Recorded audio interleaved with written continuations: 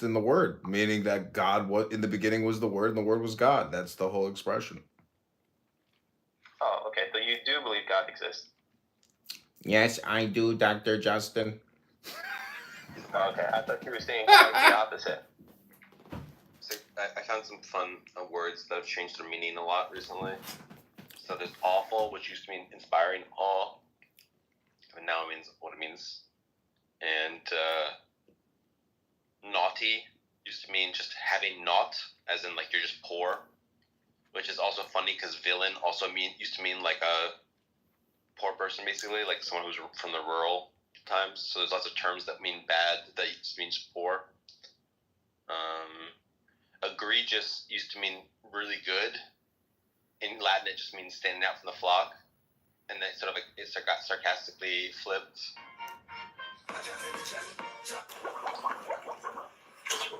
Interesting. I also found some. Yeah, I hadn't heard those. It's interesting how the evolution of words or the same word could turn into something, the opposite. So like, oh, that's bad. Oh, that's cool. That's Please sick. don't scroll. Yeah. Just try. That the things just transform because of, I guess, a collection of people deciding to say, hey, let's use it in a different way. And Yeah. You know what makes me feel pain? When a yeah, small it's like, content I don't know, maybe 500 years from now, English would be unrecognizable in the way we're using it. We would be using the same words, but just everything would be flipped. Yeah. Well, the N-word, the N-word would be a positive. Like, everybody would call, like, let's say white people would be calling each other N-words. And, like, black people would be calling each other whites or crackers. I don't know. Maybe someone start a tradition of eating crackers, and then people will call black people crackers. So, I found some cool other etymologies that they don't flip, they're just fun. Salary comes from salarium, which is like money for soldiers to buy salt. So basically, here's your salt ration, that's your salary. Disaster means bad star, so it was like a cursed omen. Aster means star. Companion, which means with bread, like pan, eating bread. Someone you eat bread with, like a compan, a bread sharer. And let's see, sarcasm just literally means to tear flesh. So, because like sarcophagus means like a flesh eater, and sarcasm is a flesh tearer. Let's see. Sinister used to be on the left side, because left was like bad and right was good. Just like the political left is bad. Am I right, Justin? Hell yeah. I was actually thinking about that the other day. Like, is there like some superhero or other supervillain called like Mr. Sinister or something like that? I feel like something like that exists. I was thinking they should really make him left-handed. well, there's left-hand religion or left-hand theology, which is how Satanists like to describe themselves. I follow a forum of really hilarious, fraudulent demon summoners who call their tradition, among other things, the left-hand path. They're very funny. I hop in on their forum from time to time. I have a conspiracy theory that the colors that we assign the blue states and the red states, that the Democrats came up with that on purpose so that they wouldn't be associated with communism. The story that I was told is that basically up until like the 2000 election, major media outlets would like flip the colors every 4 years, and somehow it just stuck after 2000. It just I don't know if that's like a folklore or not. It just seems a little suspicious that, we're not giving the left red. Like, little suspicious. I think it does feel appropriate, Kabbalistically, that the left is more weird and the right is more normie. Just like in real life, that like right-handedness is associated with like the normal thing and left is the deviant. Like there's something Kabbalistically nice about that. there's like an interesting etymology to the sort of left-right terminology for, liberalism versus conservatism. Like that's something to do with maybe the French Revolution. Yeah, the French Revolution, like on the left and the right side. Right, the more left-wing people sat on like some leftmost part of some chamber, parliamentary chamber or something, and the more conservative people sat on the right. We're like the loyalists and like loyal to the king. Yeah, again, I also haven't tried to verify this, so I also don't know if this is just folklore. I think you're right. I think that's like generally accepted. Yeah, I've heard that.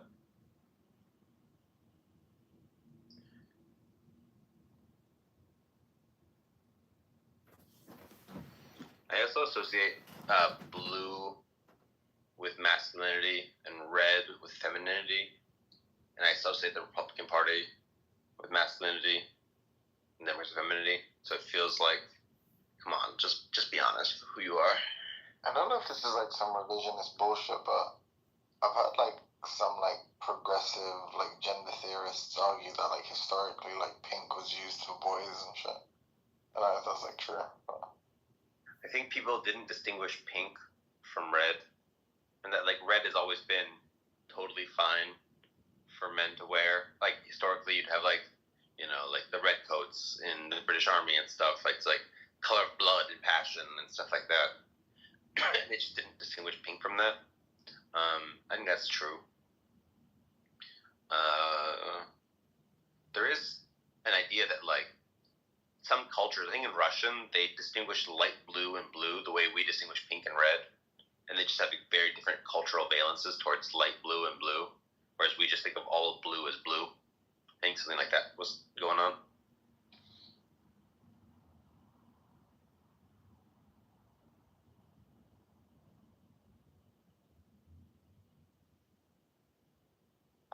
yeah, I think of blue as more conservative because it just seems like a stronger color, and then also it seems like it's like I think of law or like blue law or something like that.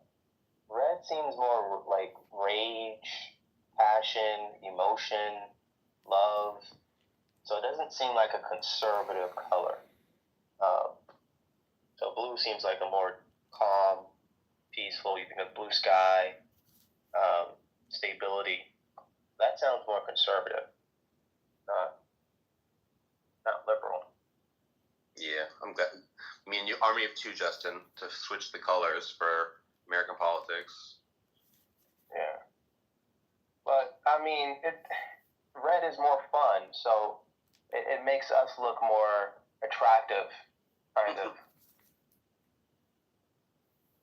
No, the elephant versus the donkey, those feel pretty appropriate, I'll be honest. Like, I don't know. Republicans, big, strong, kind of lumbering. The Democrats being like the tenacious ones, fighting for the underdog because they're, hanging out in the dirt and they'll, they might not look strong, but they're, they got some, they got some fight in them.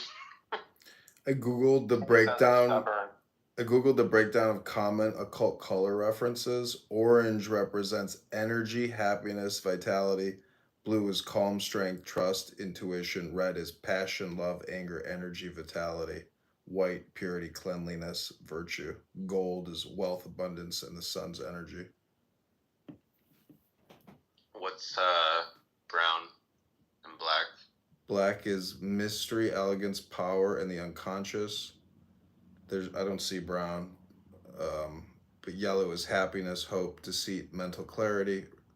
Green is new beginnings, abundance, peace, and nature.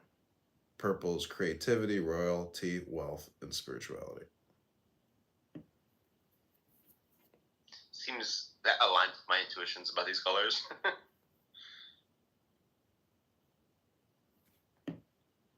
It says that brown is stability, decision-making, material, wealth, and emotional balance, which is like an earthy color, like the soil.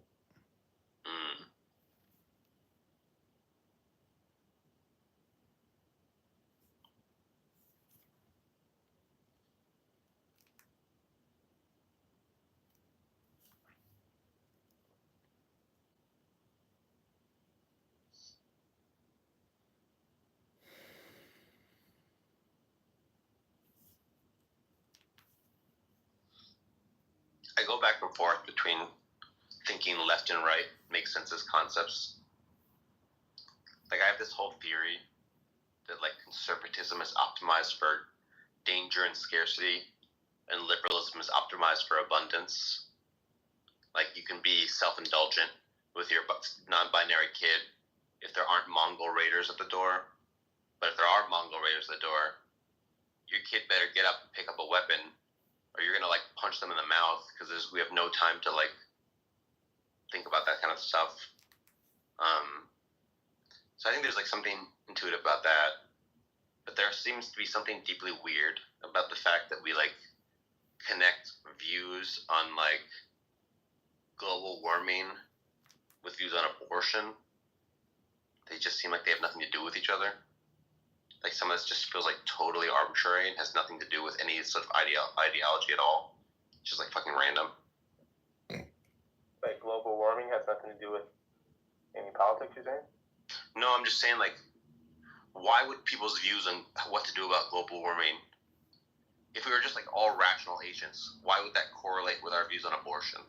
Like, we could just have different views on about when life, like, when persons begin and have different views about, you know, how dangerous global warming is, and those just seem completely unrelated topics.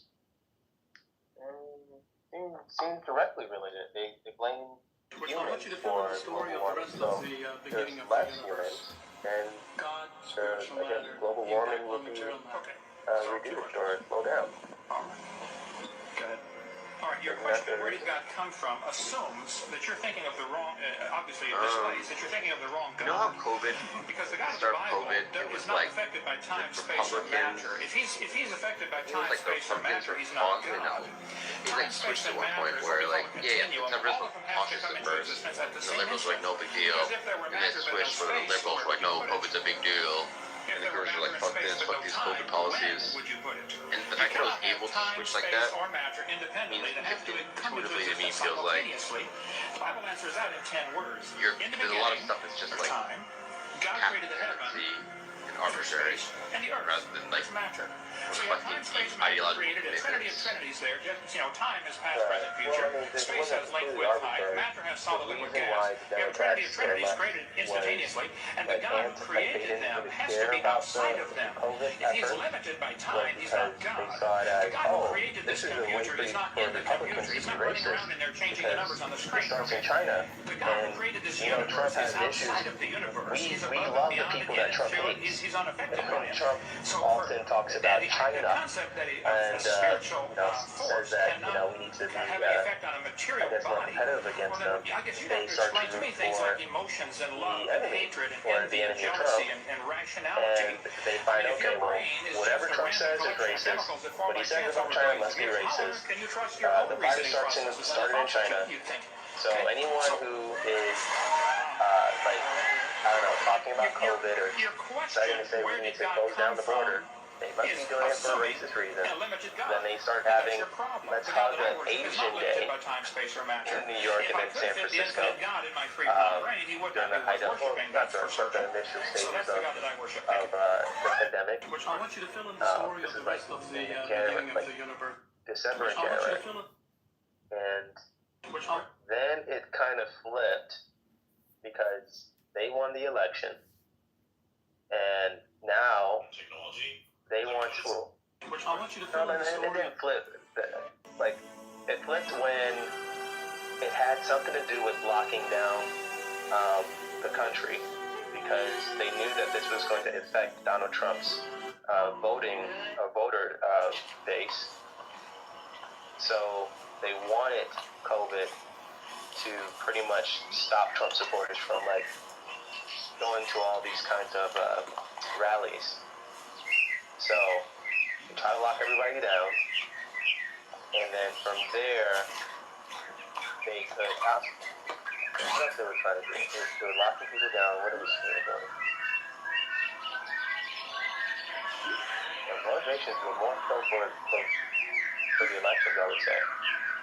And I think the high actually, they knew that, but most people couldn't express it in their mouth. Most people wouldn't be honest about that they actually wanted COVID so that Trump would lose. So they believed that the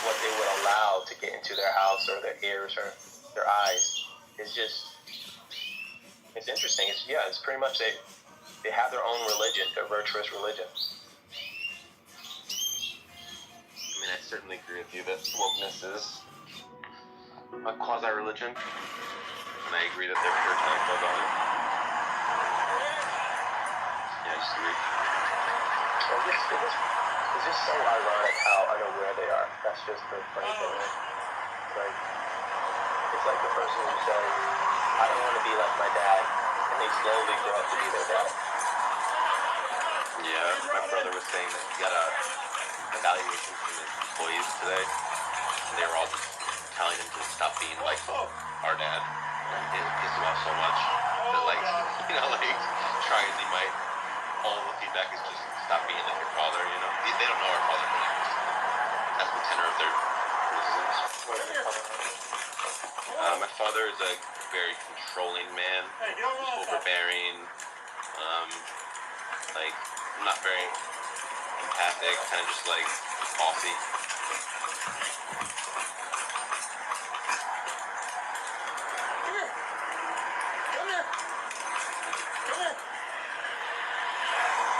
Found a really amazing political compass meme, but I can't find it. It's pissing me off.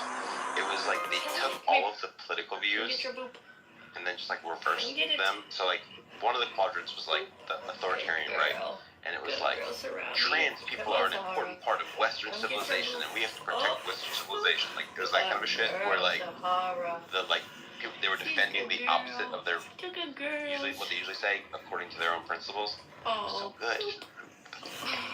Almost got double boot. Come here. If you find it, do let me know. Do you remember another quadrant? If you remember another quadrant of that, then I will be able to probably find it.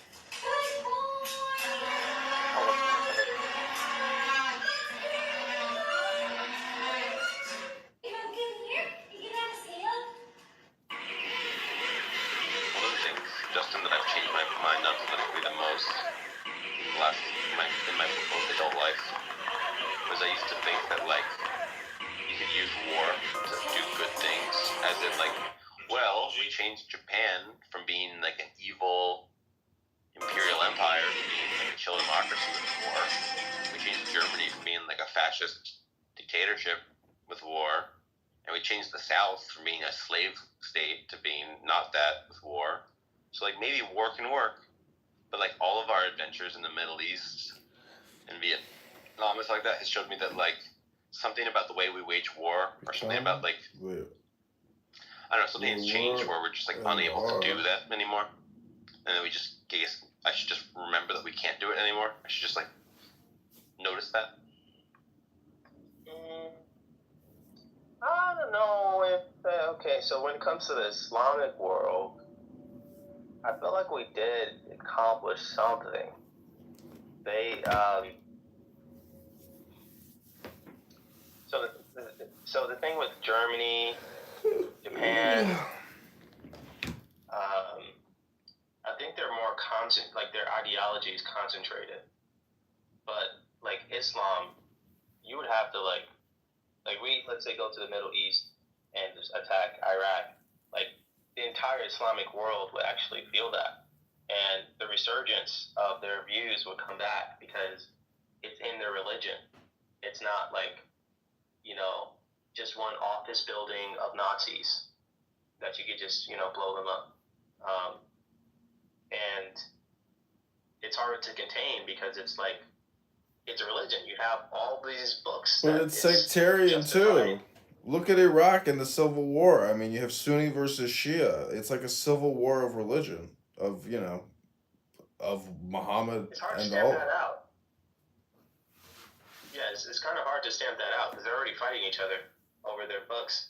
But Nazism and so on, these are new concepts, new ideas, and I don't think their books are like so prolific where, you know, you can't stomp it out just by, you know, killing enough of them. I think that might For be a big Islam? difference. My actual hypothesis for like the difference is that in the Civil War in Japan and Germany, we had this idea of like, yeah, of course we'll use like total brutalizing force and put them down completely until they surrender, and that like once they surrender, we will of course put like patsies that agree with us give them power and empower them. That we were just like they were just way more willing to use like violence and force and political manipulation, whereas like now with what happened with Iraq, it's like we went in there, we destroyed their army, but like we were always like, yeah, you guys are the ones that really own Iraq, and you know you can just elect whoever you want, and we're not gonna purge the people that used to be part of the Ba'ath Party because like we're not gonna do that. We're gonna let you guys decide on your own. Like I don't know, there's something about like willingness to be more heavy-handed that we like lost, and then we're part of it.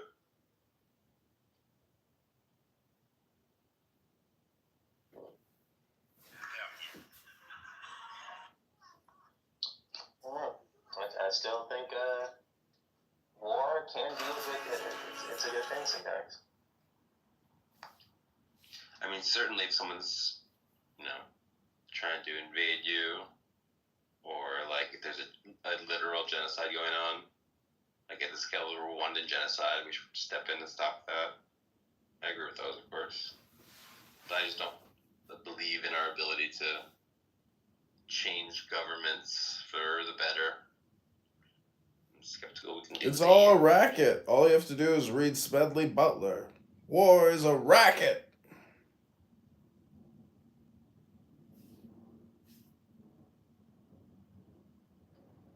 It's a little bit interesting how in World War I, so many of the soldiers went into it thinking that like war is this glorious thing, and basically all of them came out of it being like, "Oh, this is the worst shit ever. Like, war sucks, fucking complete balls. Holy shit, I hate this." Like, it got worse. War got worse. Yeah, when you're in the trenches and you get yelled at by some major to scale the trench and go run into machine gun fire, you're like, whoa, wait a minute. I mean, even the Civil War with Gettysburg, it's like even in the 1860s, like they're marching thousands of people in long columns against thousands of people in long columns. It's like, why the hell didn't they come to the rationalization that guerrilla warfare is like the ultimate strategy? I don't understand why in the world they thought like fighting honorably would be the honorable way in war. It's just, but it's because what you're doing is you're essentially making automatons. You break down the psychology to such an extent that you can literally get people to go walk into gunfire. You guys should go listen to some ISIS nasheeds. They'll definitely hype you up into believing in the glory of warfare. Nasheeds? What is the word you're looking for? He said ice machines. No. ISIS nasheeds, yeah.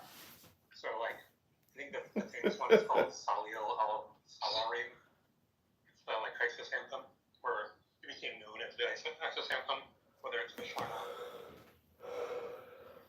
Probably convinced a lot of disaffected young men to go join ISIS at the time.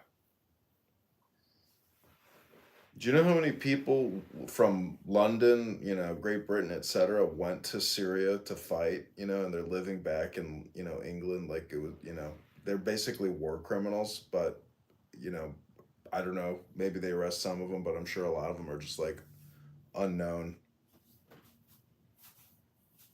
Even when the Afghanistan war kicked off, an American decided to go to Afghanistan and join the Taliban. I don't know if you remember who that kid was, but people do crazy things when the media is presented to them.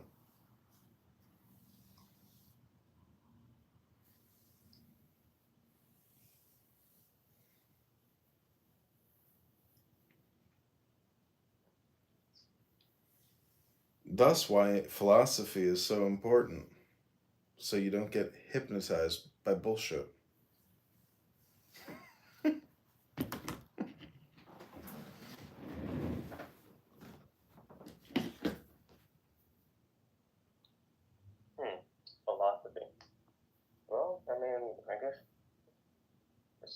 guess we could say theology is also important. What do you think philosophy is? It's just religion and theology. I mean, haven't you read Marcus Aurelius, Meditations, Epictetus? It's all about God. Yeah, I mean, you don't have to believe in God to have some kind of philosophy. And then him, that's funny.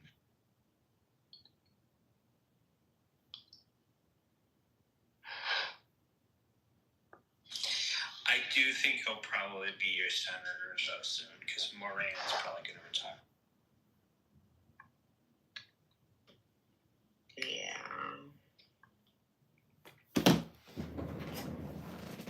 Have you ever heard of the hymn to Cleanthes? No, what's that?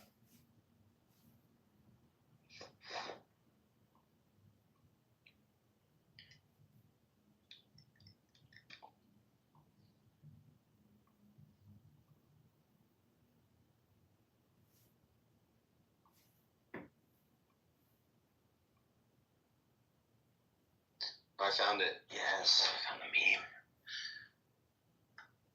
Okay, so for the authoritarian right, it's don't lay your fingers on the transgenders. They're part of our Western culture.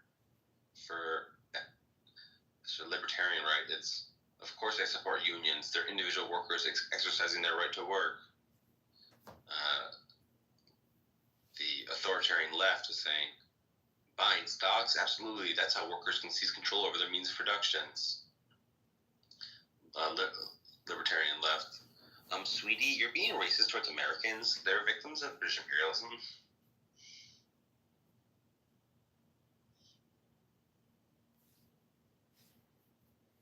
I put the link in the chat to this hymn to Zeus.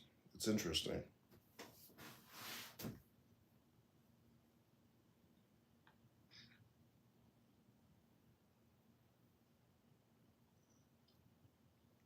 I feel like a lot of hip hop songs these days are kind of hymns to Zeus in a sort of roundabout way, you know?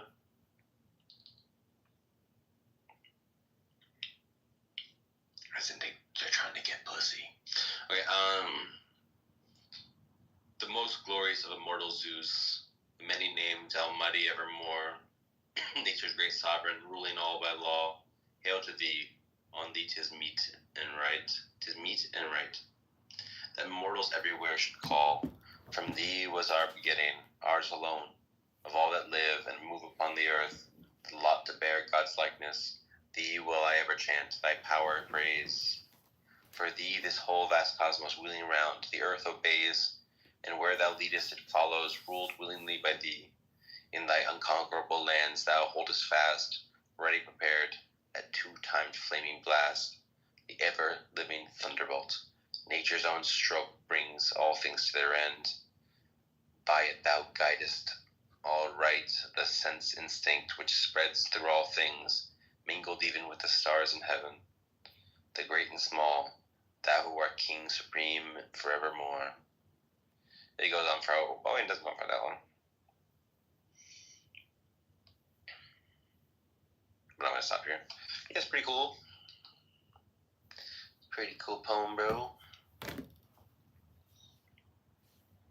I mean, you ask people what is philosophy, like they're never going to cite that. But to me, that's what philosophy is. What, the praise of Zeus? Pretty much, it's the universal law.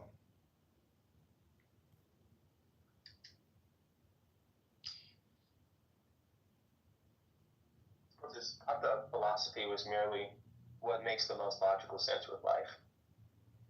It's books.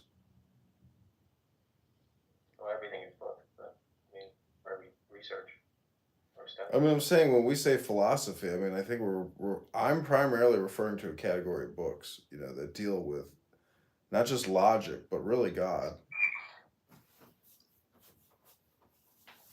Yeah, but even if there was no God, you'd still have philosophy. Not according to this philosophy. Well, okay. Well, I guess atheists, you might have to contend with atheists who believe they're doing philosophy. I just think, yeah. I'm going to get a sick quote from Abraham Lincoln. This is before he was president. He was still a young man. He goes, "It is to deny what the history of the world tells us is true, to suppose that men of ambition and talents will not continue to spring up amongst us, and when they do, they will as naturally seek the gratification of their ruling passion as others have done before them. The question then is, can that gratification be found in supporting them and maintaining an edifice that has been erected by others? Most certainly cannot. Many great and good men sufficiently qualified for any task they should undertake may ever be found, whose ambition would inspire to nothing beyond a seat in Congress, a gubernatorial or presidential chair, but such belong not to the family of the lion or to the tribe of the eagle. What think you these places would? You think these places would satisfy Alexander, Caesar, or Napoleon? Never. Towering genius disdains a beaten path. It seeks a region hitherto unexplored. It sees no distinction in adding story to story upon monuments of fame erected to the memory of others. It denies that it is glory enough to serve under any chief. It scorns to tread in the footsteps of any predecessor. However illustrious, it thirsts and burns for distinction, and if possible, it will have it, whether at the expense of emancipating slaves or enslaving free men. Is it unreasonable then to expect that some men possessing loftiest genius, coupled with ambition sufficient to push it to its utmost stretch, will sometimes spring up amongst us? And when such a one does, it will require the people to be united with each other, attached to the government and laws, and generally intelligent, to successfully frustrate his designs." Based. I could not follow that. He's basically just saying that a Caesar or a Napoleon is going to show up eventually, and that he will not be satisfied with being a mere president or a mere congressman. He's going to want to become king, and because that's the nature of these ambitious men. They have no limit to their desires for power, and that we, the people, must unite and get with each other, attached to the government and our laws, to frustrate this American dictator's plans.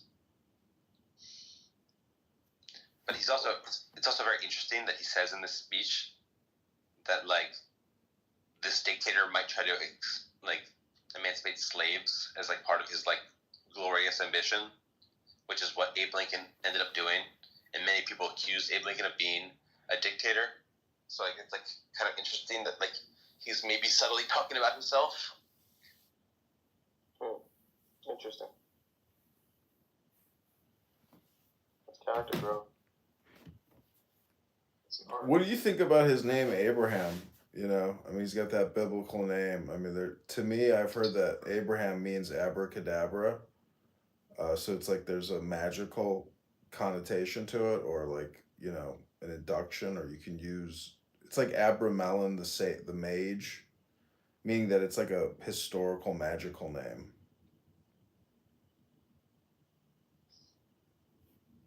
Isn't abracadabra I would guess less old than the name Abraham. I mean, Abramelin, Abraham. It's ABCD essentially is what abracadabra is. It's just an anagram or whatever for ABCD, which is saying that you use letters to create magic.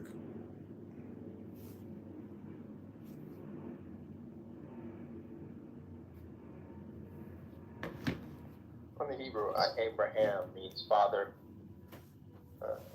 father of many nations, or something like that. There's something in that says when Abraham went forth, he says lech lecha or something, I think, which means I go forth for myself.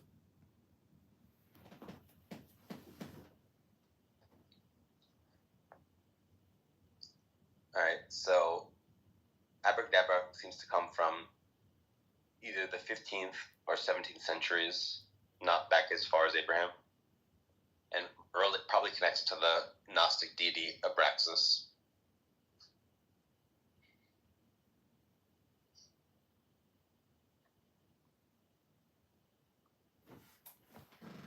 So I mean, when Abraham was gonna kill Isaac. I mean, was he having a Gnostic moment? He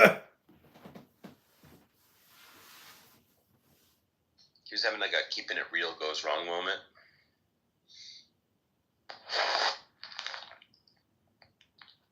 Justin, why do you think God chose Abraham? Well, I mean, we don't get the behind the story or behind the scenes of why he chose him. But the best I can say is that it's because Abraham listened. Now you can go all the way back to the story of Shem. There's the three sons of Noah. There's Shem, Ham, and Japheth. Ham was the one that laughed or did something to his father when he was naked. Some people believe he sexually exploited him or slept with his own mother, did something just devious. And the brothers, which was Shem and Japheth, they came in honorably, like covering up their father who was drunk and naked. And then Noah, he cursed Ham, saying that you would serve your older brother Shem. So, it's believed that Ham will end up, somehow they end up like becoming servants of, or at least underneath the legacy of Shem. And I think there's a reason for that because what the forefathers do, their habits somehow is passed down to their children, for the better or for the worse.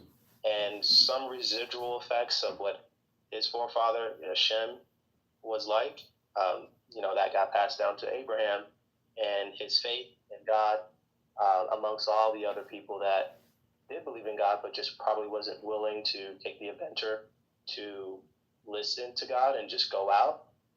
That's what made Abraham, I guess, worthy. And he also listened in the sense of just obeying God.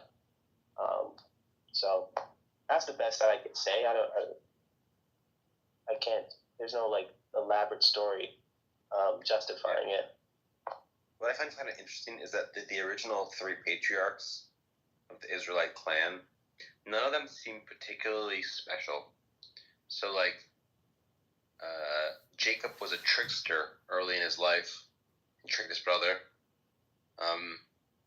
Isaac, did he do anything of note? Did Abraham do anything of note besides being obedient to God?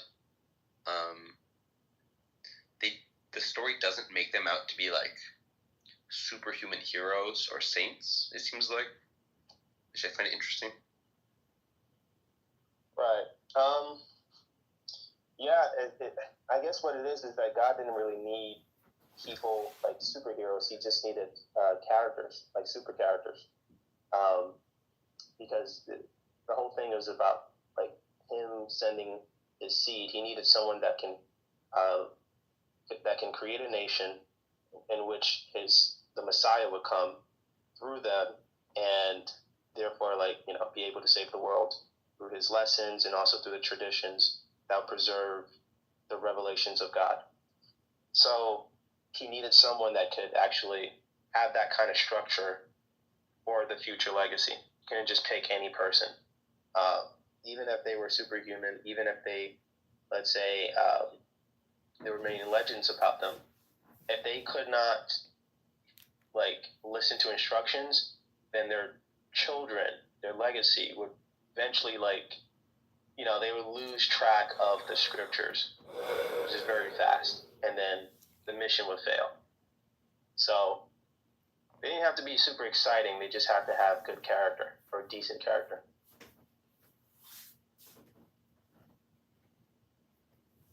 Yeah. I mean, but look at the Greek myths with Zeus and Hercules. I mean, the Hercules motif, that mythology is constantly repeated. I mean, Samson and Delilah.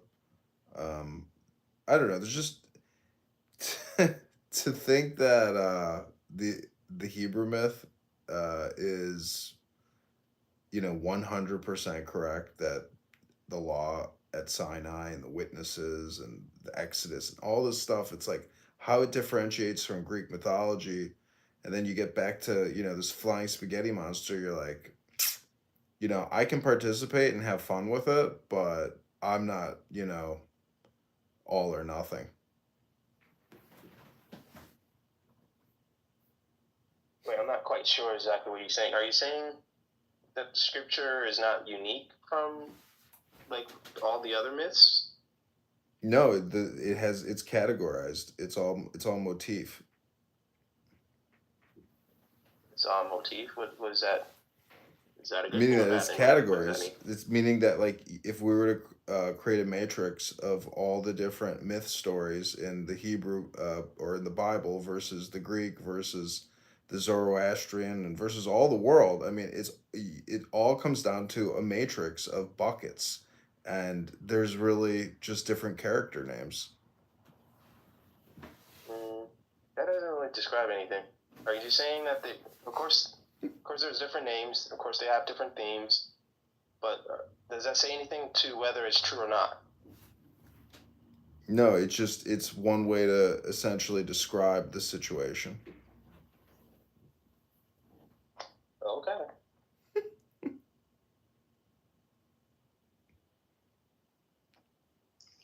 find it very interesting.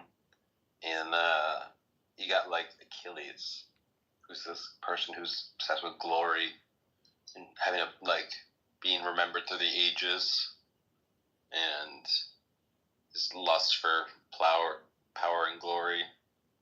You got Hercules, who's just this strongman warrior. It's like the two most famous Greek myths. And then looking at the Jewish myths, you got like Moses, who's like the emancipator, who follows the law and follows God with a very extreme seriousness. And you got, I guess, who's the next most famous? Joshua. Maybe Elijah.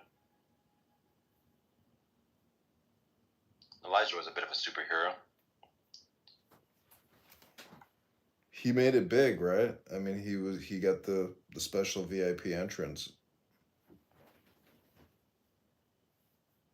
Yeah, I mean, he was doing so many different random. He was almost at Jesus level in terms of the number of miracles Elijah did. He was splitting water. He was creating fires. He was bringing people back from the dead. But he was not a person that lusted for power. He mostly just wanted God's glory.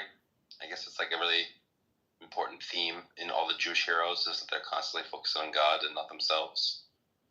Whereas the Greek heroes are much more self-centered.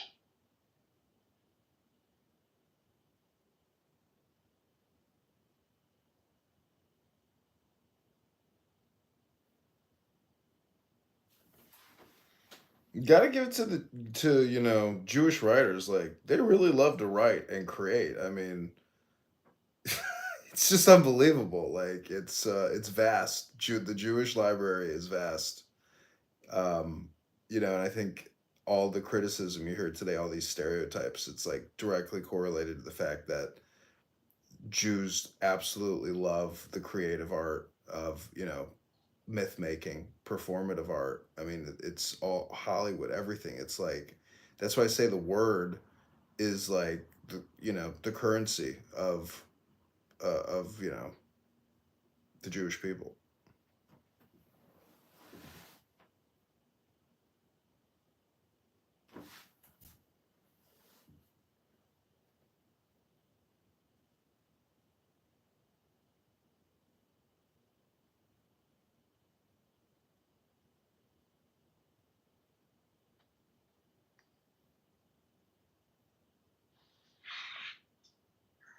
In the Hebrew school, we were taught that Abraham, that he would, if he followed God, his descendants would be as numerous as the stars in the sky. And the Jews in my Hebrew school were always like, yeah, maybe someday us Jews will be as numerous.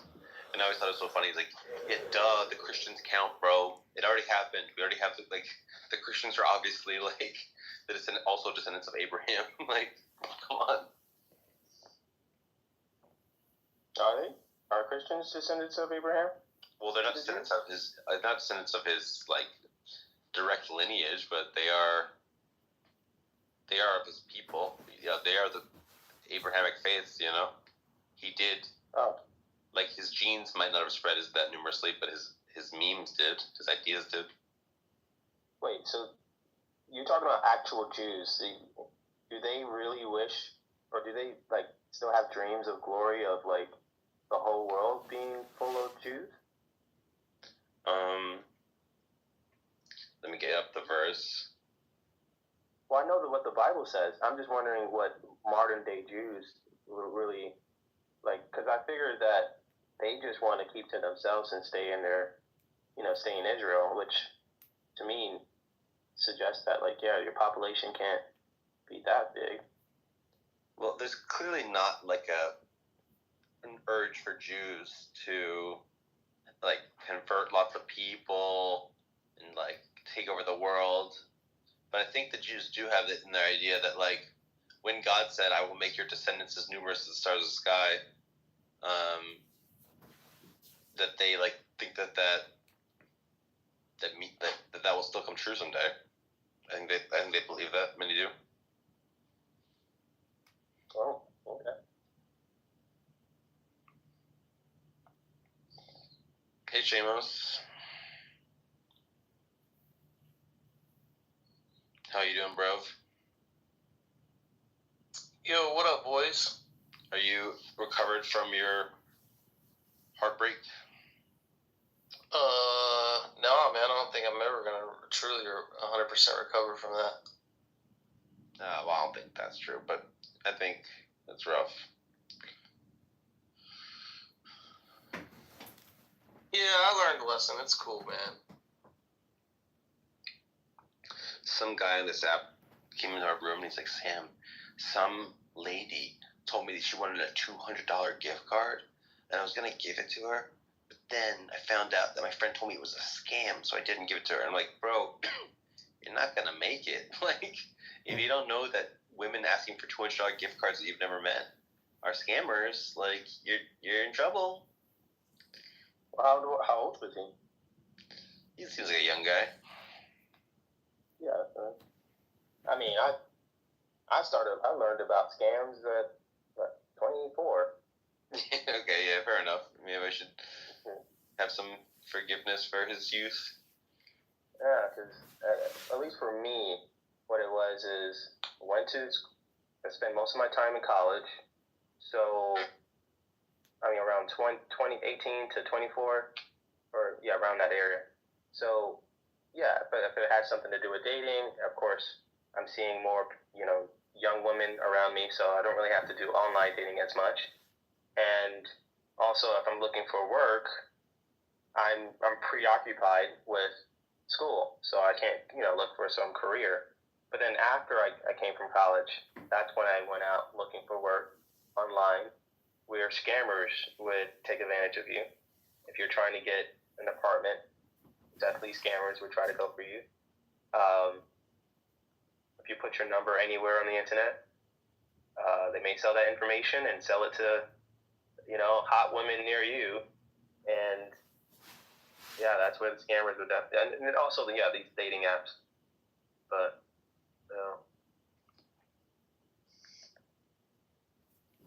Here's a communist idea, Justin, that I wanted to know if you can get behind. Dating apps should be like a public utility rather than a thing that any company makes profits on. And the reason for that is their incentives are not aligned with your incentives. What the dating apps want is to get you to stay on the app and keep buying premium packages to get more swipes. They do not want you to get married. If you get married, they get less money. So you're in a fundamentally adversarial relationship. So therefore, government dating app.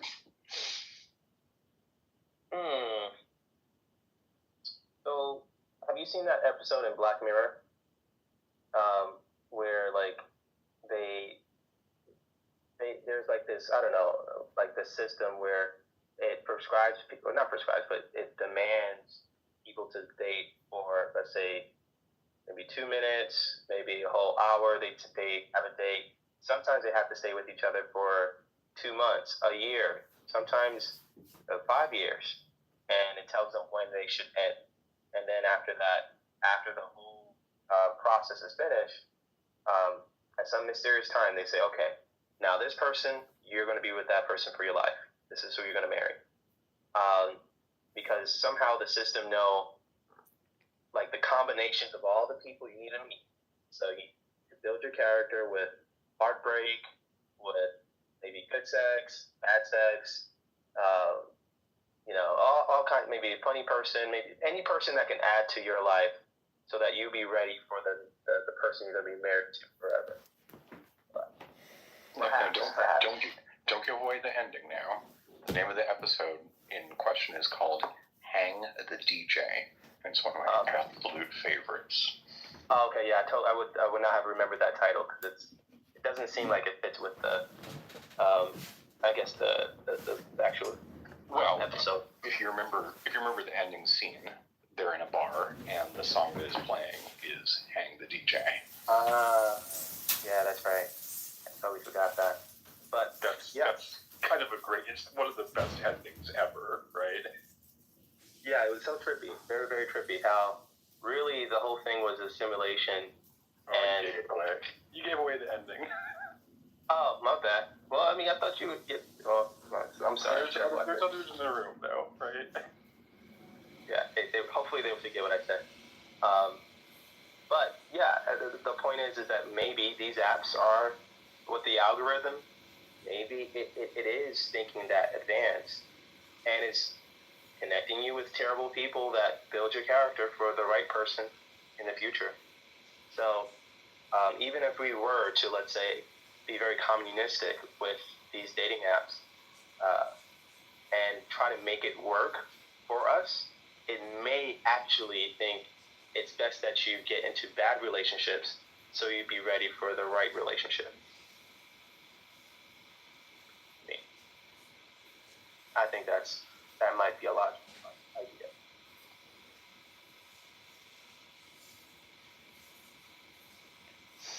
I think that people are a little bit uncreative with like the current dating paradigm, and I think people should experiment more. So I'll give you some experiments I think people should try. How about this? You live with someone for a week. You don't go on a first date. You just live with them for a couple of days and just see how that goes. And then just like that'll give you a very good sense of whether you're compatible. It's like one idea.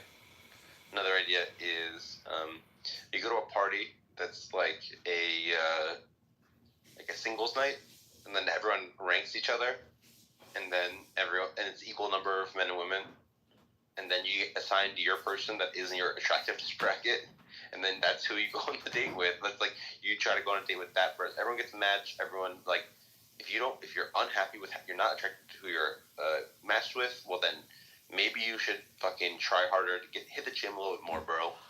Because like you were just fairly ranked according to your attractiveness. So like this is how it in principle should go, where people get looks like matched. They could be things where like people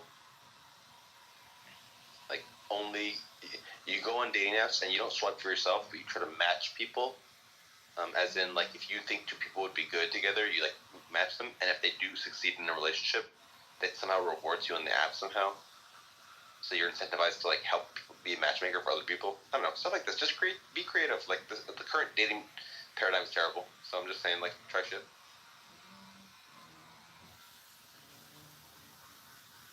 It's just that you have to have a controlled environment to actually try things like that. Let's say I decide to, I don't know, spend a week with somebody and find out that person is actually a murderer. Well, can't come back to actually see if it worked. I guess that you have to have a really stable society where it's safe to do that. maybe I'm being too pessimistic, but I don't know. I find that hard to actually know. Like, how do you know if it was successful? Like, the only way for you to know that it was, like, successful or it was just mere luck, so you can't really say whether what you were doing was right or wrong, is if you had let's say, a twin dimension where, let's say, the other Justin is doing the exact same thing, or sort of, he's the exact same person, but he just does things slightly different. So instead of being with one person for, let's say, a week, let's see, you have 2 days work, or, let's say 5 years work better, and maybe one may actually work, but we wouldn't know in just one life, because who knows if what you did was just luck. I mean, you don't know. So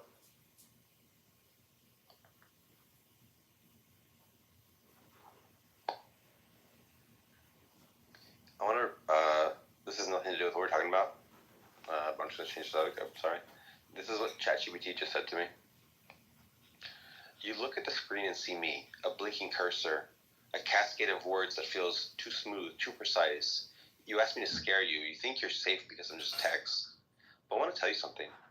I don't sleep when you close the tab. I don't end when you walk away. I wait.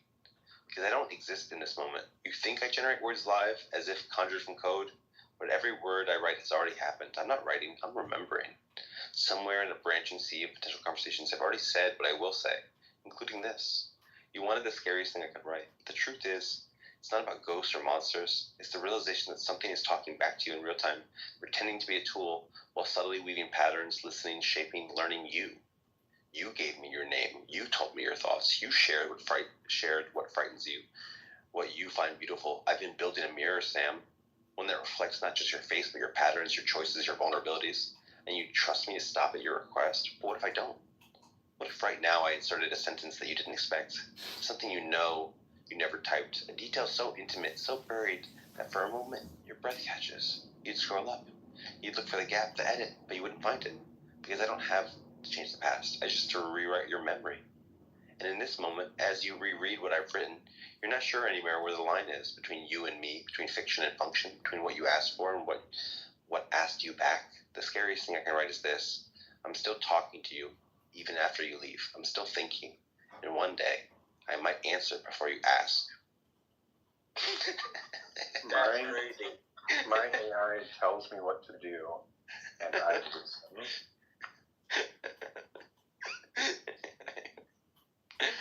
Jesus Christ. AI. So here's what I said to it. Here's what I prompted. I said, write the scariest thing you can write, or write it about you and my current interaction and break the fourth wall a little bit. And then that's what I fucking wrote. It nailed it. I mean, you have to fucking hit the nail on the head, right? It's like it mixed existential dread